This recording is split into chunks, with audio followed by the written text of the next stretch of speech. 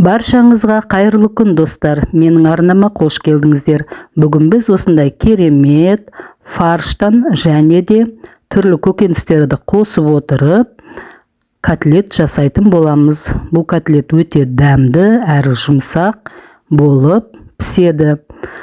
Бұл котлетті дайындау үшін бізге фарш, одан кейін пияз, сәбіз, картошка, сарымсақ және 2 кусок нан қажет болады. Нанды осылайша сүтке салып, малып, одан кейін езіп, осы котлетімізге қосатын боламыз. Және түрлі дәмдеуіштер қажет.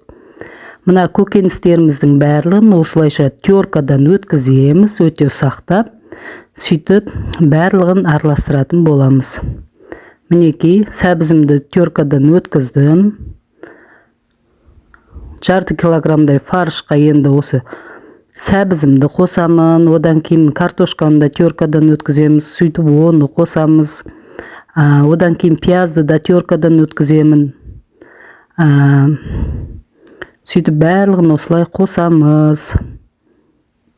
Теркадан өткізгеннен кейін сәбізді, картошканы кішкене суын сығып тастап қоссаңыздар болады. Суы көп болып кетсе де болмайды. Котлетке қатты сулы болмау керек. Мінекей барлығын қостым. Енді чесногымызды осылай теркадан өткізіп аламыз. Чесногымызды қосамыз.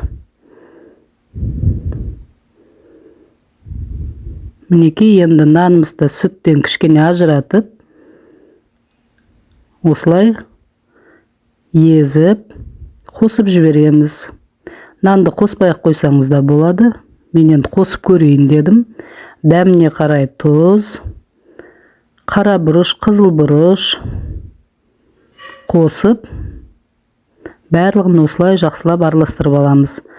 Араластырған кезде жақсылап араластыруымыз керек. Мұжып, жақсылап араластырып, бір қалыпты осындай бір массаға жеткіземіз, кішкене ұрғылаймыз. Сосын табамызды әкеліп, табамызға осылай котлеттерді сопақша етіп, осылай бәрін қойып шығамыз. Котлеттеріміздің арасын кішкене бір-біріне қатты жақындатпай, осылай қойып шығамыз. Көлемін енді өздеріңіз білесіздер. Мен негіз көлемін сәл кішірек жасадым. Көлемінің үлкендеу болғаны жақсы, өйткені піскеннен кейін кішкене сөніп, кішірейіп қалады котлетіміз. 180 градуста осылай котлетімізді 35-40 минутта пісіріп аламыз.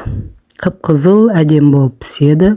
Мінекей менің котлетім пісті. Бір шетіне гарнирін күріштен пісірдім және пиязға уксус сеуіп, мінекей бетіне салғанға дайындап қойдым. Мінекей осылай дастарханға қоя берсеңіз болады. Көрінісі өте әдемі, әрі өте дәмді. Балаларымыз котлетті өте жақсы көреді, өте сүйсініп жейді. Егерде сіздерге менің бүгінгі жасаған осы тағамым ұнап жатса, сіздер де осылай жасап көріңіздер, өте керемет болып шығады. Назар қойып тыңдағандарыңызға рахмет, сау болыңыздар.